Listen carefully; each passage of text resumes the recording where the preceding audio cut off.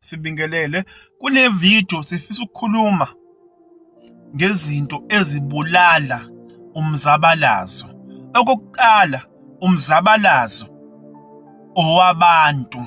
Uma abantu beke bahlangana ngenhloso yokuthi bafuna ukuzabalaza ndawonye, ngenhloso yokuthi bazuze okuthize, kungaba izinto ezahlukahlukene-ke abantu abayizabalazelayo, not only ukuthi indaba zepolitiki, no. Kungaba mhlawumbe ukufuna ukukhululeka entweni ethize, kungaba mhlawumbe ukufuna ukuvula ibhizinisi, kungaba mhlawumbe ukufuna ukuthi badlale istokfela, kungaba mhlawumbe noma yini enye abantu abayibonayo ukuthi isidingo bafisa ukuthi bayithole ngokuhlanganyela. Right?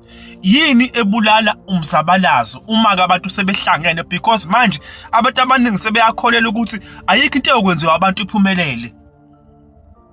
Abantu nje kusho ukuthi ngeke baphinde bakwazi ukusebenza ndawonye. Yini edayisa ngomzabalazo? Yini ebulala umzabalazo? Ake siqaleke. Number 3. Yilento okokuqala, umzabalazo kusuke kowabantu bonke kuleso sivumelwano abadecide ukuthi bahlangane. Lowo mzabalazo owabo namandla awabo. Into yokuqala abayenzayo, number 3, ilento yokuthatha amandla omzabalazo niwanika umuntu oyedwa,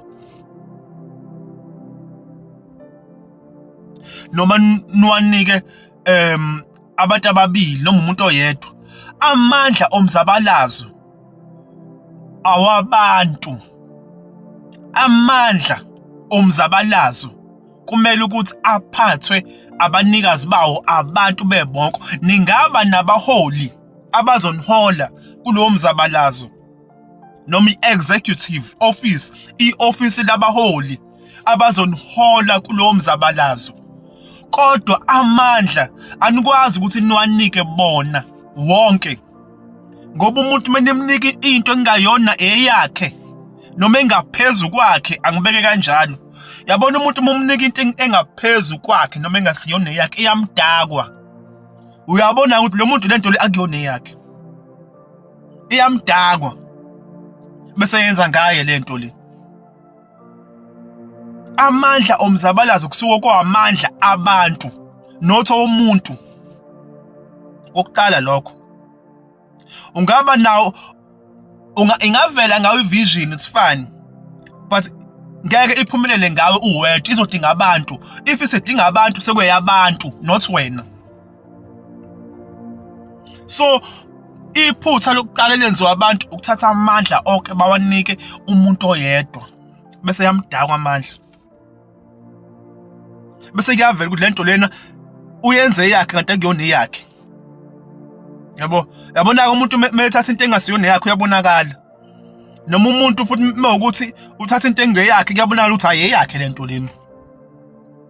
Leyo nto iyashaya-ke ekutheni umuntu adakwe ipower, ngoba kusuke kungayona yakhe. Ipower eyabo bonke abantu abakumzabalazo. Abantu kumele bafunde ukuyiphathela ipower. Number 1, yes, kumele nibe nabaholi. Labo baholi babizwa ngokuthi executive office, isigungu sabaholi esisebenza ngokubambisana ukuthi silide umzabalazo. Isigungu sabaholi naso kumele siphathwe. Siphathwa yini na? Siphathwa ilento ekuthiwa i-constitution. I-constitution umthetho sisekelo, okusho ukuthi konke ukwenza kwabo kumele kulawulwe umthetho sisekelo. Yabona ukuthi ipower ayikho kubantu ababodwa. Akumane nje kuvuka umuntu adecide ukuthi akube kanje, no. Khona abaphathi, i-executive office, bese ukuthi labo baphathi balawule umthetho, umthetho sisekelo. Ungamane wenze nje noma kanjani, ngoba ipower yadakwana. Umthetho sisekelo ubhalwa abanikazi bomzabalazo, abanikazi bamandla bepower. Abantu sebebonke ibona abahlanganisa i-constitution. Futhi abantu bebonke bangaphezu kwe-constitution. Hayi ukuthi i-constitution ngaphezu kwabo, abantu bangaphezu kwe-constitution. Banamandla ukuthi bayi-amende, banamandla futhi ukuthi ba-add okunye mekunesidingo. Ngobani labo bantu bayephathele bona umzabalazo, amandla akubona. But thina amandla siyawathatha siwanike abaholi bese yabadakwa amandla ngoba adakwana. Uthola ukuthi nidlala istokfela, nithatha imali nizoyifaka kwi-account yomuntu. Umuntu ushaya uDisemba ashaye khona abaleke. Yindaba na nimnika amandla amakhulu.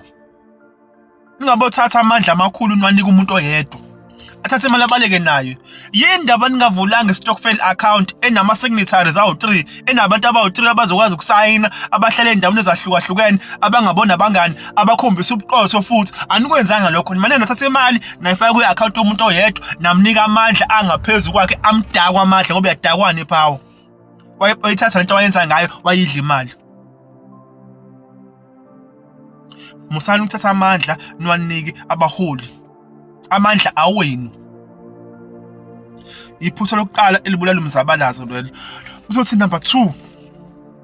Iphutha losibili elibulala umzabalazo kubantu mebehlangene bezabalaza ngento ethize ukuthi thina bantu mase sibakhethile labo baholi sishawa ukuthi sithemba kakhulu. Anikwazi ukuthi ningathemba kakhulu umuntu ngomzabalazo wenu just because umuntu ukhuluma kamnandi uthi mina ngizonihola, mina ngisibonele no. Abantu abaneqiniso bakwethi bashoda kakhulu. Abaholi ukube kuya ngami ngabe ngithi abekho, kodwa nje bayashoda kakhulu. Mhlawumbe kusazohamba isikhathi ukuthi kube khona abantu abaqondile nje okwangempela ngeqiniso ababaholi. Bayashoda abaholi. Manje thina mewakhuluma kamnandi nje umuntu sebeyazi bona labaholi labo ukuthi yini kumele ukuthi uyenze ukuze abantu bawine. Bayifundela lento abanye bayifunda phansi ukuthi wenza kanjani ukuthi ube umholi. Ngoba ukuze ube umholi kumele ukhulume lento abafuna ukuyizwa abantu bese beyakuthemba. Sithemba kakhulu. Sithemba kakhulu. Umthemba kanjani umuntu ngokukhuluma? Yileyo nto ke shaya akumele bese sibeka amathemba kakhulu. Sithembe kalula kakhulu. Bese umuntu simyekelele enze noma kanjani, sihambe nje singazi ukuthi siyapi ngenxa yokuthi siyathemba, sihamba ngethemba. Izinto ziyagadwa. Umzabalazo uyagadwa. Ngoba in the end kumele ukuthi usize nina nabantu. Lento yokuthemba kakhulu iyasibulala, iyawubulala umzabalazo. Lento yokuthemba abantu kakhulu.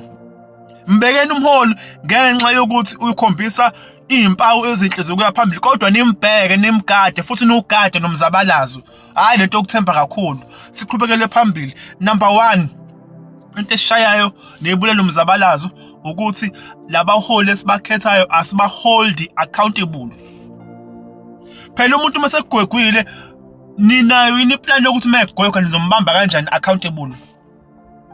Ikhona yini plan noma sizolokhu sikhala sithi hey shuthi thina nje sadalela ukuhlupheka?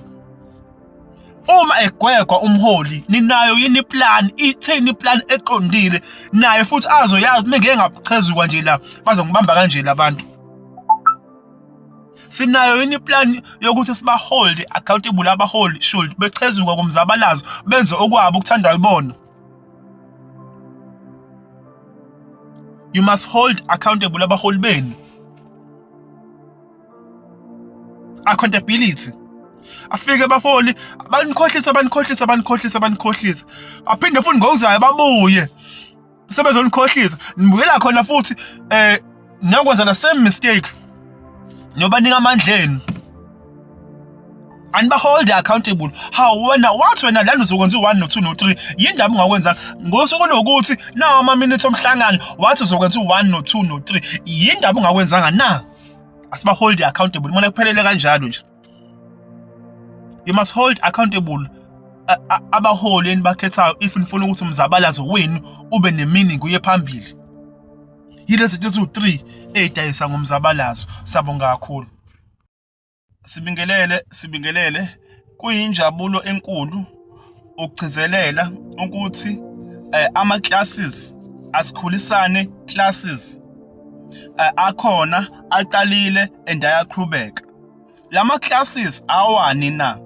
Lama classes akhuluma ngey'fundo ziwu-4 izinto esifundisa ngaphansi kwazo. Number 1, umlando wethu thina abantu abamnyama.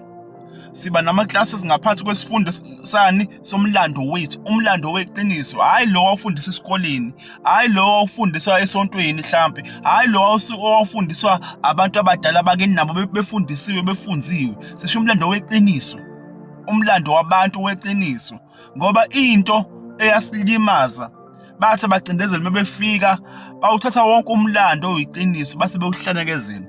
Abawulahlanga, bawuhlanekezela nje. Okusho ukuthi yonke into oyifundiswe eyamanga, right? So thina sikhuluma umlando weqiniso, sifundisa ngomlando weqiniso lomuntu omnyama, lomuntu onsundu. Bese ukuthi isifundo sesibili esigxila kusona sikhuluma ngesintu. Isintu sakwaNtu. Sikhuluma ngazo zonke izinto eziwusikompilo lomuntu, ngoba phela usikompilo lomuntu isintu, ukuphila isintu. Right? Sithinta yonke into engena ngaphansi kwesintu, isihloko sethu sesibili noma isifundo sethu sesibili leso esesifundisayo. Nalapho sisuke sine-guest yethu as well ezosicobelela ngolwazi. Siphinde siqhubeke futhi isihloko sesithathu is gonna be personal development ngolimi lasemzini. I-personal development ila khona sobe sikhulisa khona umuntu. Mekuyinsizwa sobe sikhulisa insizwa. Mekuyintombi izothola ukukhuliseka intombi. Mekuwumama mhlawumbe noma omama abantu besifazane bazothola ukukhuliseka nabo as well. Ngaphansi kwaleso sihloko sizobe sidila ne-personal development noma nokukhuliswa komuntu ngazo zonke indlela ayidingayo ukuthi akhule. Bese kuthi isifundo sokugcina it's business and money.